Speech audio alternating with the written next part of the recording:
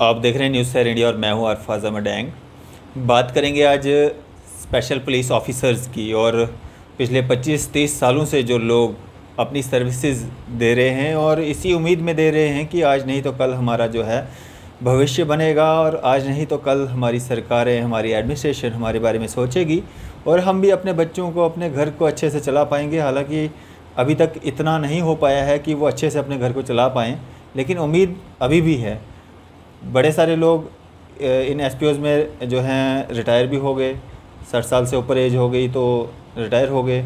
बड़े सारे लोगों को जो है डिसंगेज कर दिया गया किन्हीं किन्हीं कारणों के कारण, और बड़े सारे लोग लगभग 35-40 हज़ार एसपीओज़ जो लड़के लड़कियां अभी भी सर्विस कर रही हैं एज ए एसपीओज़, कि आज नहीं तो कल जो है एडमिनिस्ट्रेशन उनके बारे में सोचेगी। और इसी कड़ी को आगे बढ़ाते हुए पॉलिटिक्स में अगर कोई नेता सामने आया तो वो आया सेवा सिंह बाली के रूप में, और उन्होंने एक कदम जो है इन एसपीओज़ की ओर बढ़ाया और एक आवाज़ बन के इन एसपीओज़ की सामने आए।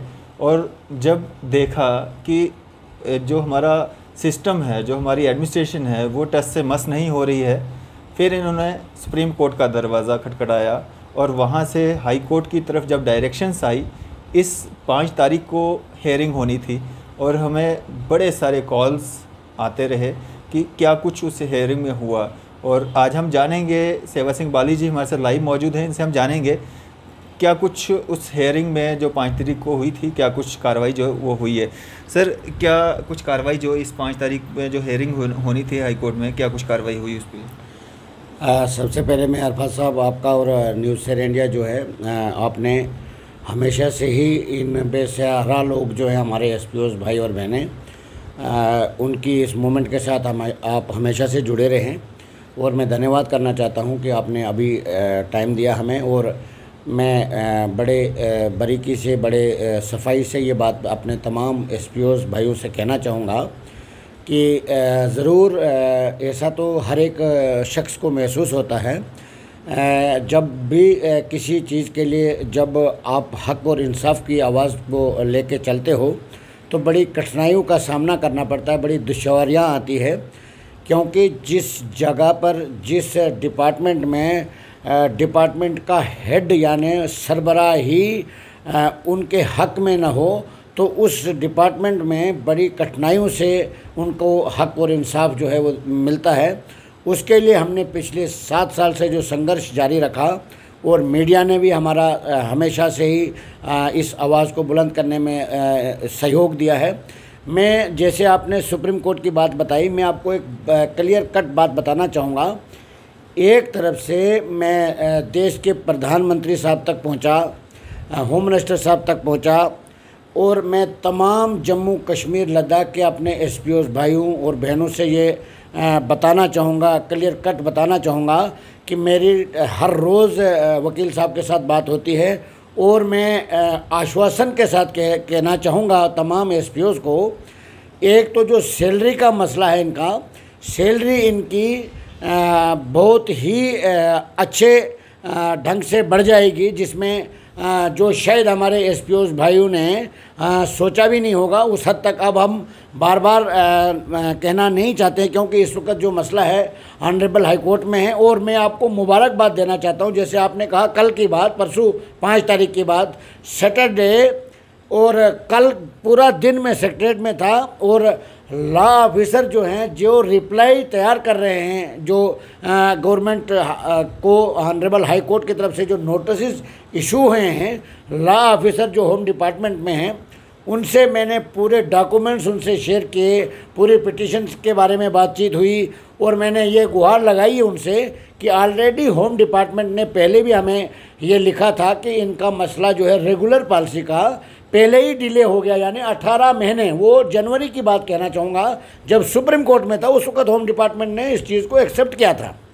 वो सारी चीज़ें डिस्कस होने के बाद, और मैं ये बताना चाहूँगा एसपीओज़ के लिए सबसे बड़ी बात और सबसे प्लस पॉइंट ये है कि हमने डिपार्टमेंट के साथ भी रिव्यू रखा है और कानून का दरवाज़ा भी खटखटाया है, जिससे आने वाला जो वक्त है, दुनिया की कोई ताकत जो है एसपीओज़ को अपने हक से महरूम नहीं रख सकती, क्योंकि पूरे देश में आपके जैसे चैनल्स की तरह तमाम मीडिया के मित्रों ने, दिल्ली में जितने भी हमारे मीडिया के मित्र हैं, जम्मू कश्मीर में हैं, आप सभी ने इस आवाज़ को हमेशा एक अपनी आवाज़ यानी एक बेसहारा लोगों की आवाज़ समझकर आप जिस तरीके से आपने इस कदम को उठाया है, जिस तरीके से आप सब ने मिलकर हमारा साथ दिया है, और ये जो साथ आपने दिया है ये 35,000 परिवार की बात है। हाँ, जिसमें मैं एक बात बताना चाहूँगा आपको, मुझे पूरा भरोसा है क्योंकि मेरी वकील साहब के साथ कल बात हुई, पूरे बातचीत होने के बाद जैसे वो मुझे गाइड करते में उसी तरीके से उन्होंने ये हमसे कहा था कि अच्छा दूसरी बात जो नोटिस की बात है, गवर्नमेंट ने टाइम मांगा है ऑनरेबल हाई कोर्ट से, क्योंकि ये जो आजकल कोर्ट्स में छुट्टी वगैरह भी हो गई है परसों से। और दूसरी बात, जो ज़रूरी कोई पिटीशन होगा उस पर सुनवाई होती है, उसमें कोई शक नहीं, कोई ना कोई जज साहब मौजूद होते हैं, मगर डिपार्टमेंट ने टाइम मांगा है कि जो रिप्लाई फाइल करना है जो गवर्नमेंट ने ऑनरेबल हाई कोर्ट में, उसके लिए कुछ मज़ीद टाइम मांगा है, क्योंकि वो टाइम ले सकते हैं। वो वकील साहब ने कहा गवर्नमेंट के पास ये अधिकार है, वो टाइम ले सकते हैं, क्योंकि ये एक बहुत बड़ा मैटर है जिसमें हर एक एसपीओज़ की तनख्वाह डबल के करीब करीब हो जानी है, और दूसरा रेगुलर पॉलिसी फ्रेम होनी है, तीसरा जो ग्रेजुएटी के तौर पर इनको जो अमाउंट जो है उसको कांस्टेबल के तर्ज पर करना है, और जो रिटायर्ड, जैसे पिछले महीने कुछ लड़कों को, हमारे भाइयों को रिटायर्ड कर दिया विदाउट रिटायरमेंट बेनिफिट, वो ऑलरेडी हमने पिटीशन फाइल करके रखी है, 2 पिटीशन इस वक्त कोर्ट में फाइल हुई है, और जो जिनको रिटायर्ड कर दिया उसके लिए भी हम संघर्ष करेंगे, क्योंकि उनको भी जो जजमेंट आती है ऑनरेबल हाई कोर्ट की तरफ से वो उनके ऊपर भी इम्प्लीमेंट होनी चाहिए। और जो हमारे इस वक्त बदकिस्मती ये रही कि थोड़ा सा ब्रेक लग गया था, मेरे एसपीओज़ भाई हमसे कहीं मुझे लगता है कहीं भाई मेरे से खफा भी रहते हैं, कहीं लोग मुझे बड़ा कुछ कहते हैं, मगर परिवार में सब कुछ होता है, एक छोटा सा परिवार होता है, उसमें रंजिश जो है आपस में चलती रहती है। मगर मैं आपके चैनल के माध्यम से तमाम जम्मू कश्मीर लद्दाख के एसपीओज़ को यही पैगाम देना चाहूँगा, सेवा सिंह बाली ने पार्टी से हटके, पॉलिटिक्स से हटके आपको अपना परिवार समझ के जो आवाज़ बुलंद की है, उसको मैं तब तक नहीं रुकूंगा जब तक आपको जिस चीज़ के लिए आप डिज़र्व करते हो, मैं भी आपके लिए कुछ नहीं कर सकता हूँ, न कर रहा हूँ। ये मैं वही कर रहा हूँ जो हर एक लीडर ने आपके लिए करना था, जो आप कर रहे हो हमारे देश के लिए, हमारे जम्मू कश्मीर के लिए, हम सब के लिए। बड़ा दुख होता है, कल एक ट्रैफिक में हमारा कोई भाई है एसपीओज़, उन्होंने एक वीडियो वायरल किया था, रोना आ जाता है जनाब जब उनकी हालात को आप देखते हो। कई लड़के ऐसे हैं बेचारे जिनके घर का गुजारा नहीं चलता है, 200 रुपीज़ यानी 200 रुपया पर डे साइटेशन के केसेस उनके इधर पेंडिंग पड़े हैं, जो डीजी साहब लिख के देते हैं कि हम इनको साइटेशन वालों को कर देते, इनको कंफर्म कर देंगे, ITI वालों को कर देंगे, सपोर्ट्स वालों को कर देंगे। बदकिस्मती की बात है, सिर्फ ये कागजी जो सिर्फ बयानबाजी से ही होता है, बाकी ज़मीनी सतह पर कुछ भी नहीं होता है। और मैं एक बात आपको बताना चाहूँगा कि अब वो दिन दूर नहीं, इस मूवमेंट को हम बहुत तेज़ कर देंगे आने वाले वक्त में, क्योंकि जो ही लॉकडाउन ने इजाज़त दी, मैंने मन बना लिया है, यहाँ से कोर्ट में भी कार्रवाई चल रही है, और मैं देश के होम मिनिस्टर अमित शाह साहब से मिलने के लिए मैंने आज से ही मैसेज दिल्ली में कर दिया है कि मुझे टाइम दिया जाए, मैं एक बार उनसे मिलना चाहता हूँ। जब मैंने मेमोरेंडम पिछली बार दिया है उनको, और उसमें मैंने ये गुजारिश की थी कि जब हाई कोर्ट ने नोटिस इशू किया है डिपार्टमेंट को, जब ऑलरेडी डिपार्टमेंट ये लिख रहा है कि हमसे 18 महीने लैप्स हो गया रेगुलर पॉलिसी फ्रेम करने में, तो अब उनको चाहे कि वो इन टाइम जो है नोटिस का रिप्लाई दे दे, ताकि ऑनरेबल हाई कोर्ट को जजमेंट देने में मज़ीद टाइम न लगे। और डिपार्टमेंट भी, जहाँ तक मुझे जितने भी ऑफिसर साहबान से बात हुई है, मुझे लगता है कि जम्मू कश्मीर का जो होम डिपार्टमेंट है, पुलिस डिपार्टमेंट है, यानी गवर्नर इंतज़ामिया है, जहाँ तक मेरी बातचीत हायर अथॉरिटी से हो रही है, मुझे लगता है कि वो भी इनके फेवर में अब आ गए हैं, क्योंकि इनकी लड़ाई जो है वो जेन्युइन है, ये डिज़र्व करते हैं, पूरे देश इनके साथ खड़ा है, पूरा देश इनके साथ खड़ा है। अब जम्मू कश्मीर की गवर्नमेंट के पास कोई भी चारा नहीं बचता है जम्मू कश्मीर लद्दाख के एसपीओज़ को इंसाफ देने के बगैर। जम्मू कश्मीर गवर्नमेंट के पास कोई चारा नहीं है, क्योंकि ये बेनकाब हो गए हैं। इनके जो इनका एक पर्दा होता है, इनका पर्दा हट चुका है कि जो 24 घंटे ड्यूटी करने वाले एक बेल्ट फोर्स के अधिकारी, यानी बेल्ट फोर्स में जो एक जवान नौकरी करता है, खासकर कश्मीर प्रांत में, जम्मू प्रांत में, रजौरी, पुंछ डिस्टर्ब डिस्ट्रिक्ट्स में कहीं हमारे भाइयों ने शहादत तक दे दी छोटी सी नौकरी के लिए, छोटी सी तनख्वाह के लिए। तो उनको इतना तड़फा के उनके राइट्स के लिए उनको इतना इंतज़ार करना पड़ेगा, हम ये कभी कल्पना भी नहीं कर सकते थे। इसीलिए हमने हर एक मुमकिन लड़ाई लड़ी है और मुझे पूरा भरोसा है कि अब ज़्यादा दिन हमारे जम्मू कश्मीर लद्दाख के एसपीओज़ को इंतज़ार नहीं करना पड़ेगा, क्योंकि लॉकडाउन की वजह से थोड़ा सा मूवमेंट में थोड़ी ब्रेक लग गई थी। अब परसों जो हमें इन्फॉर्मेशन मिला, पिछले महीने भी 3-4 दिन में जम्मू में रहा और अब लॉकडाउन ख़त्म होने के बाद मैं दिल्ली भी जाऊंगा, यानी देश के होम मिनिस्टर तक हम अप्रोच करेंगे, हम उनसे मिलेंगे। पिछली बार पिटीशन में बिज़ी होने की वजह से मैं उनसे रब्ता नहीं कर पाया, मेमोरेंडम दिए मगर मुलाकात नहीं कर सका, और दूसरा वो इलेक्शन में बिज़ी थे।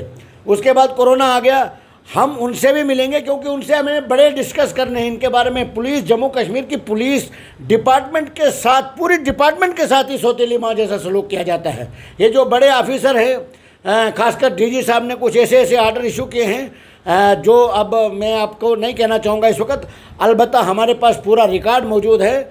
आने वाले वक्त में उन सब के ऊपर नज़र डाली जाएगी, और जिसमें हमारे इस वक्त ऑनरेबल हाई कोर्ट ने नोटिस इशू किया। अभी थोड़ी देर पहले मुझे एक लेटर भी हमारे एडवोकेट साहब ने जो हाई कोर्ट से आज की डेट में जो उन्होंने लिया है, तो वो भी मुझे भेजा है और मुझे बड़ी खुशी है। और हमारे जो एडवोकेट साहब से मेरी बात होती है, जो हमारे इस केस को डील कर रहे हैं, इन पिटिशन्स को जो डील कर रहे हैं एडवोकेट साहिबान, उन्होंने हमें ये बताया है, उन्होंने हमें पूरा बताया है कि एसपीओज़ की सैलरी जो है वो काफ़ी हद तक बढ़ा देंगे। वो पूरा भरोसे के साथ उन्होंने हमारे साथ कमिटमेंट किया है। और दूसरी बात, जो रेगुलर पॉलिसी है उसके लिए, और सभी चीज़ें जब जज साहिबान के साथ बेस, जब एडवोकेट साहब ने किया बेस, यानी पिटीशन को सुनने के बाद ही नोटिस इशू हुए हैं, और जो ही नोटिस का रिप्लाई आता है तो उसके बाद ऑनरेबल हाई कोर्ट से जजमेंट आएगी और हमारे जम्मू कश्मीर लद्दाख के एसपीओज़ को इंसाफ मिलेगा।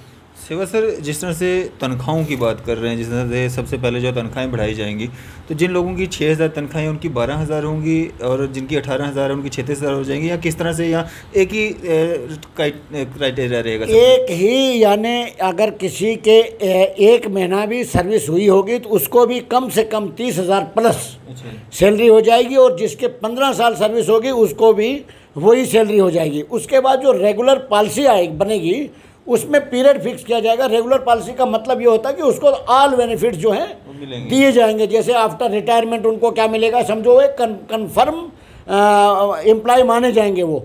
और सैलरी का जो मसला ही है, उसमें एक आर्डर है बाकायदा तौर पर, वो उसके साथ पिटीशन के साथ लगाया गया है, जिसमें कुछ अरसा बेल्ट फोर्स में नौकरी करने के बाद आप ऑटोमेटिकली उस सैलरी के हकदार हो जाते हो। क्योंकि ये जो इनका जो एसपीओज़ की नौकरी जो ये कर रहे हैं, इनका जो एडवर्टाइजमेंट नोटिस जो इशू हुए हैं उसमें सेम जो इनके लिए फॉर्मेलिटीज़ है, सेम वही क्वालिफिकेशन, वही सारी चीज़ें कांस्टेबल के लिए भी है। और एक कानून है जिसमें कुछ टाइम जो है उसमें फिक्स है, उतना टाइम सर्विस करने के बाद वो ऑटोमेटिकली उस सैलरी का हकदार बन जाता है जो बेल्ट फोर्स में, चाहे वो कोई भी सर्विस करे। वो आर्डर कापी वकील, क्योंकि कानून हम ज़्यादा नहीं जानते हैं, क्योंकि ये कुछ कानूनी पॉइंट होते हैं, तो इसमें वकील साहब का ही जो बातचीत होती है उनसे, जो उन्होंने हमें बताया, उन्होंने एक जजमेंट साथ में लगाई है जिसमें उन्होंने ये कहा है कि इनकी सैलरी जो है 18,000 जिनकी है, मतलब डबल के बराबर जो है, और ऑल एसपीओज़ को चाहे 1 महीना भी जिसकी सर्विस होगी, इनकी सैलरी जो है वो एक हो जाएगी बराबर, हर एक एसपीओ को बराबर सैलरी मिलेगी। और रेगुलर पॉलिसी जो है वो, और ग्रेजुएटी के तौर पर वो जो फिक्स होगा ऑनरेबल हाई कोर्ट की तरफ से।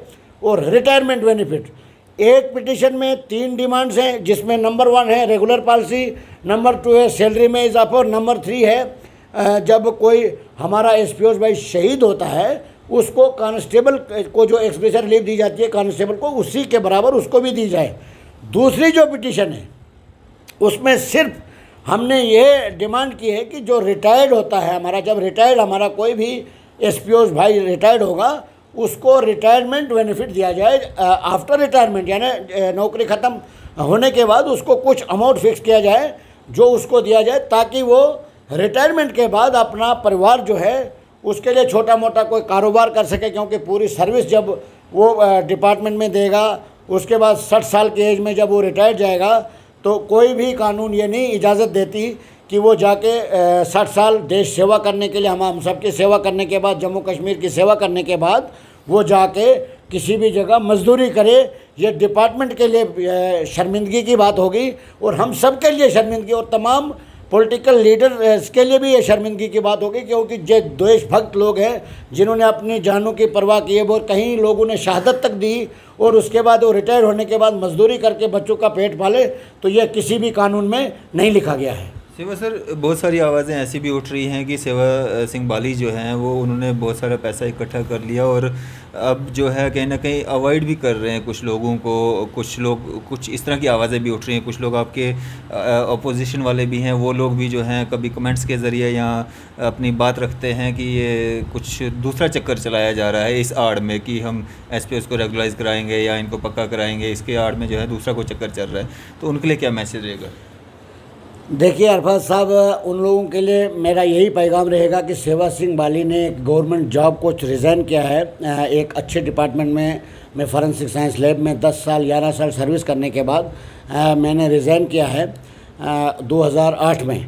उसके बाद मैं इन लोगों के साथ जुड़ा हूँ और ट्रेड यूनियन में मैं 2003 से कंटिन्यू काम कर रहा हूँ। और आज भी मैं ये बात जो आपने कही ये हमेशा होते आया है।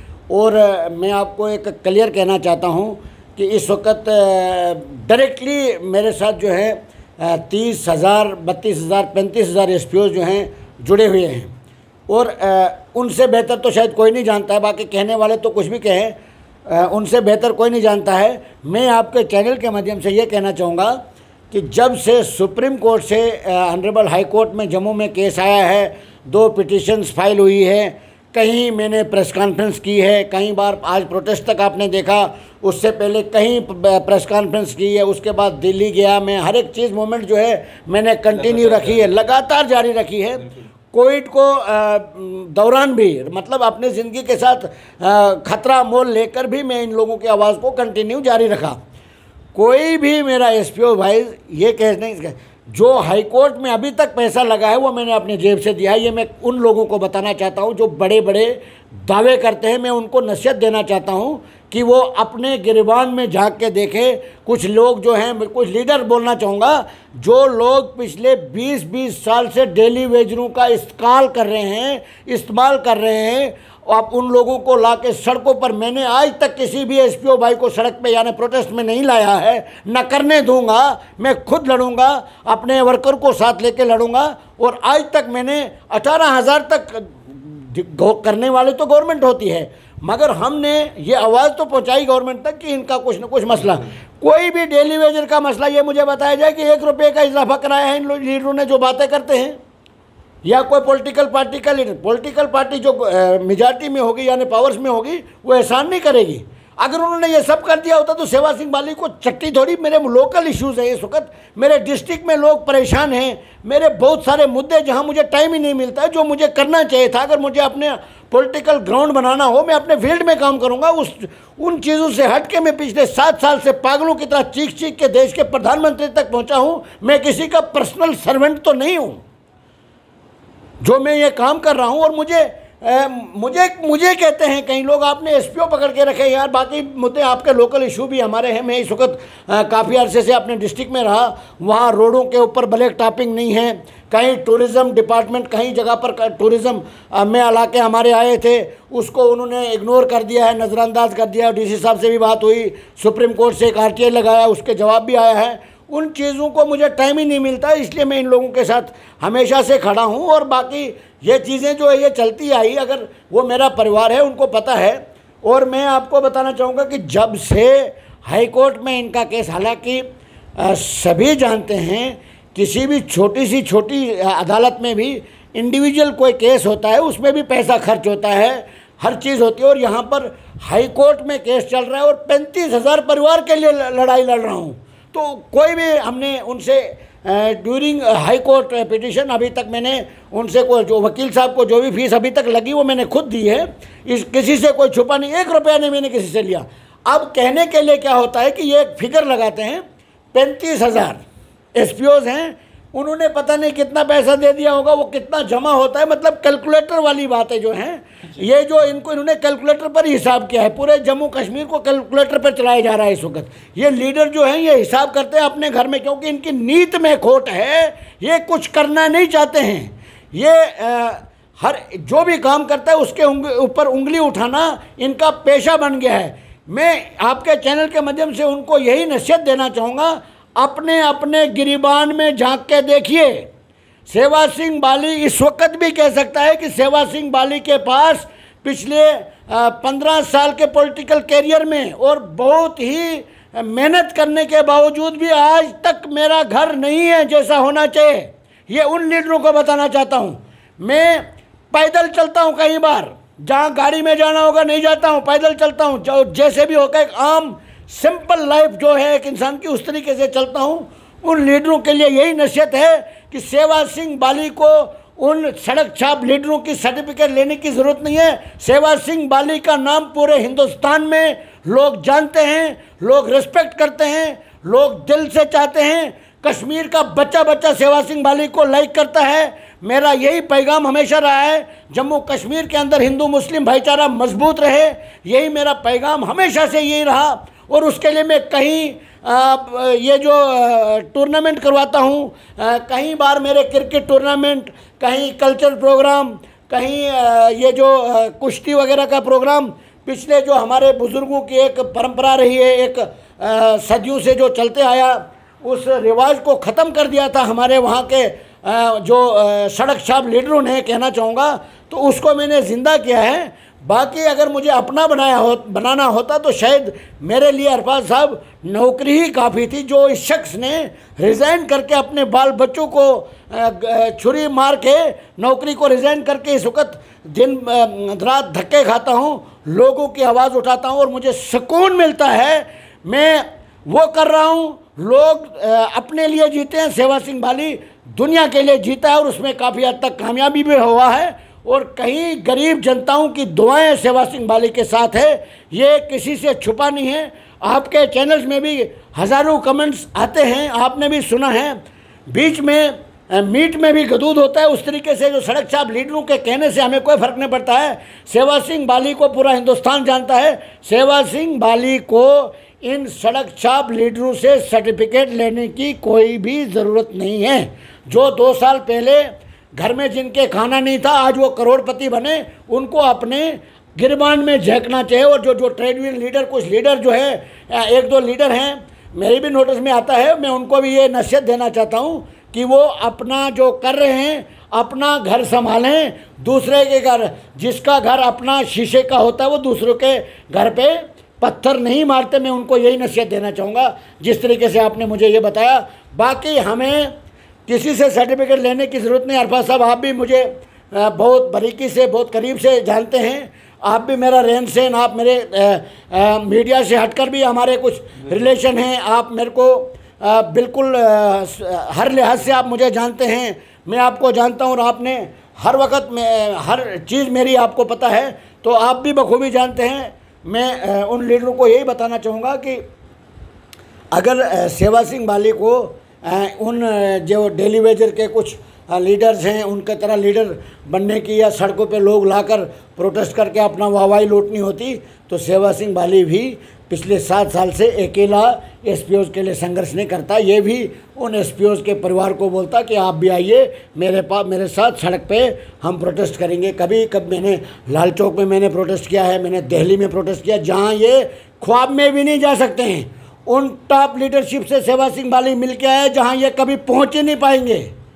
सेवा सिंह बाली की अपनी एक पहचान है, जो मेहनत करके अपना, मैं इलेक्टेड पंच भी नहीं हूँ, मुझे कभी मौका मिलेगा पावर में आने का, मैं बताऊंगा कि लीडर किसको कहते हैं और काम किस तरीके से किया जाता है। बदकिस्मती ये है कि जो भी मैं करता हूँ अपनी सोच से, अपनी मेहनत से करता हूँ, मुझे किसी की सर्टिफिकेट की ज़रूरत नहीं है। और मैं एक हक और इंसाफ की आवाज़ के साथ जुड़ा हूँ। और जहाँ भी नाइंसाफ़ी होगी, मैं आपको बताना चाहूँगा, देश में जहाँ भी नाइंसाफ़ी होगी सेवा सिंह बाली वहाँ ज़रूर पहुँचेगा। मैं खुदा से डरता हूँ, भगवान से डरता हूँ, बाकी इन सड़क छाप लीडरों से, इन मगरमच्छों से, इन चोरों से मुझे डरने की कोई ज़रूरत नहीं है। यही मेरा पैगाम रहेगा उन लोगों के लिए। सेवा सर, थोड़ा सा इससे हट के हम अब डिस्ट्रिक्ट रामबन की आपने बात की, डिस्ट्रिक्ट रामबन मगरकोट की अगर हम बात करें, जिस तरह से आज लगभग 75 साल हो चुके हैं हमारे भारतवर्ष को आज़ाद हुए, और लगभग हर गांव में जो है रोड पहुंचाने की कोशिश भी की जा रही है, और ऐसे ऐसे गांव में रोडें गई हैं जहां पे इंसान सपने में भी नहीं सोच सकता कि यहाँ पे रोड होगी। वहीं अगर हम अगर बात करें खौड़ा, दरदई, और वहाँ पे 2-3 गांव हैं जो लोग पिछले 75 साल से ये उम्मीद लगाए बैठे हैं कि हर जगह रोडें जा रही हैं, हमारे गांव में भी आज नहीं तो कल रोड आएगी। तो क्या कारण है कि वहाँ के मिनिस्टर तक लोग रहे, तो डीडीसी, चेयरमैन, बीडीसी सब कुछ होने के बावजूद अभी तक वहाँ पे उन लोगों को जो है वो बुनियादी हक जो है उनका रास्ता, रोड, वो अभी तक नहीं मिल पा रहा है उनको। हालाँकि कागजों में बड़ी काम हो रहे हैं, लेकिन ग्राउंड लेवल पर वहाँ पर कुछ भी नहीं देखने को मिल रहा है। उसमें बिल्कुल ये आपने सही फरमाया। मैं भी काफ़ी बारीकी से इन चीज़ों से वाकिफ़ हूँ। जिसमें जो आपने खौड़ा दरदही की बात की, दरदही, खौड़ा, अहमा, कावालिन एक बहुत बड़ा इलाका है, बहुत बड़ी पंचायत है। उसमें पीएचसी तक बिल्डिंग बनी है, प्राइमरी हेल्थ सेंटर बिल्डिंग बनी है। बदकिस्मती ये है कि आज भी वहाँ पर रोड नहीं है। इसमें सबसे बड़ा फेलियर जो है वहाँ के लोकल लीडरशिप का है। नंबर 2 फेलियर जो है डिस्ट्रिक्ट एडमिनिस्ट्रेशन का भी है, क्योंकि कई बार हमने अप्रोच करने के बाद, जब एक बार हमने प्राइम मिनिस्टर साहब को एक मेमोरेंडम दिया था जिसमें हमने ये सारे मुद्दे जो है हाईलाइट किए थे, उसके बाद काफ़ी प्रोसेस भी हुआ। उसके लिए हमने उस रोड के लिए सर्वे का ऑर्डर भी करवा दिया, उसका हमने अब आरटीआई भी लगाया है। पिछली बार अभी डीसी साहब ने उसके लिए हमें उसका जवाब भी चला गया है सुप्रीम कोर्ट में दिल्ली में, ये मैं आपको कॉपी भी दिखाई है। उसमें उसके लिए सर्वे के लिए ऑर्डर भी करवा दिया था। बदकिस्मती ये है कि वहाँ पर कुछ लीडर जो हैं वो सिर्फ बरसाती मेंढक की तरह एक सीज़न पर ही वहाँ पर नज़र आते हैं, नमूदार होते हैं उस वक़्त जब उनको वोट लेने होते हैं। और वहाँ के जो उनके आगे चहीते होते हैं, जो उनके साथ जुड़े होते हैं, वो इस वक्त 5 उंगलियाँ उनकी घी में हैं, सिर बिलाशा कढ़ाई में हो। क्योंकि जो भी फंड्स आती है उनको चंद लोगों को दी जाती है। जहाँ पर जैसे आपने सही फरमाया कि रोड वहाँ पहुँच गया है जहाँ कभी किसी ने सोचा नहीं होगा, और जहाँ पहुँचना चाहिए था वहाँ नहीं पहुँचा, इसमें कोई शक नहीं है। क्योंकि रोड वहाँ इसलिए पहुँचा जहाँ पर इनको अपना फ़ायदा होता है, वहाँ पर रोड ज़रूर पहुँचेगा। दरदही में रोड लेने की ज़रूरत उनको इसलिए नहीं पड़ी क्योंकि वहाँ के जो लोग हैं वो एक सीधे साधे लोग हैं, उनको हमेशा वोट बैंक के लिए इस्तेमाल किया गया। पिछले डीडीसी इलेक्शन में भी उनके साथ धोखा हुआ।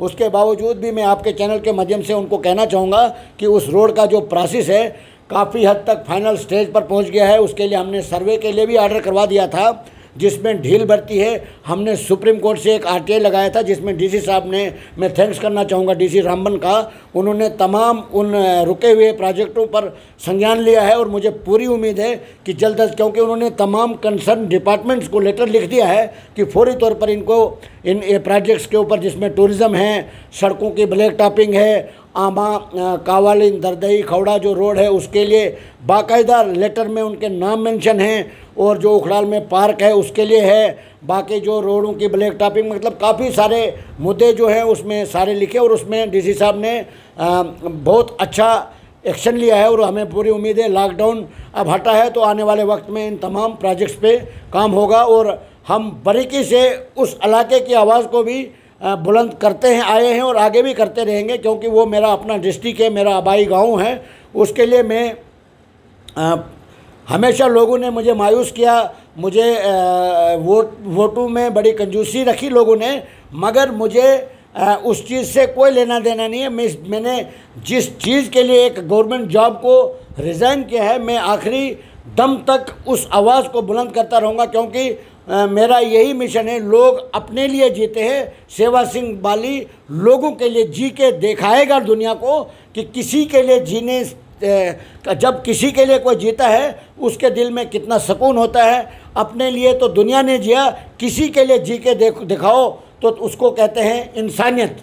इंसानियत का मतलब ही यही होता है कि दूसरे के दुख दर्द में आप जब काम करोगे तो भगवान अल्लाह ताला आपको उससे बहुत ज़्यादा इज़्ज़त, लोगों की दुआएं, लोगों जो ज़िंदगी में सुकून जो मिलता है किसी के लिए जीने से, वो अपने लिए जीने से नहीं मिलता है। इस वक्त मैं बड़ी खुशी से ये कह सकता हूँ, बड़े दावे से कह सकता हूँ, कई ऐसे लोग हैं जिनको मैंने पेंशन्स लगाई है, कई ऐसे काम हैं जो मैंने किए हैं, दुनिया बखूबी जानती है। बदकिस्मती की बात यही है कि वही बात आपकी आ गई कि जो काम करने वाला है हमेशा फलदार दरख्त को पत्थर ज़रूर मारे होते हैं, एक बगैर फल के दरख्त को कोई नज़र उठा के भी नहीं देखता है। ये वही बात है। बाकी हमें जो काम करने का हमें एक जज्बा है, एक शौक़ है, जिसके लिए मैंने गवर्नमेंट जॉब छोड़ा है। मैं मरते दम तक लोगों की आवाज़ को बुलंद करता रहूँगा, लोगों की सेवा में अपना टाइम गुजारता रहूँगा जब तक मैं ज़िंदा हूँ। लोगों की जहाँ तक मेरे से हो सकेगा मैं इलाके की तामीर व तरक्की के लिए, गरीब जनता के लिए, बेसहारा लोगों के लिए, जिनकी कोई आवाज़ नहीं उठाता हो, हमेशा उस आवाज़ को बुलंद करता रहूँगा। यही मेरा एक अपना जो जीने का मकसद है। ये मैंने आपके सामने आज खुले दिल से आपके सामने सारी बातें रखी और सच्चे दिल से सारे ख्यालात आपके सामने शेयर किए। चलिए, शुक्रिया सर हमारे से बातचीत करने के लिए, अपना कीमती समय देने के लिए। धन्यवाद जी, शुक्रिया। ये सुन रहे थे आप सेवा सिंह बाली जी को, जिन्होंने एक कहीं कुचला दबा हुआ जो एक तबका, जिसको एसपीओज अगर हम कहेंगे तो कहीं गलत नहीं होगा, क्योंकि कभी भी आपने ये किसी भी लीडर के मुंह से ये बात नहीं सुनी होगी कि एसपीओज के साथ कहीं गलत हो रहा है। इन्होंने पिछले 6-7 साल से ये आवाज़ उठाई।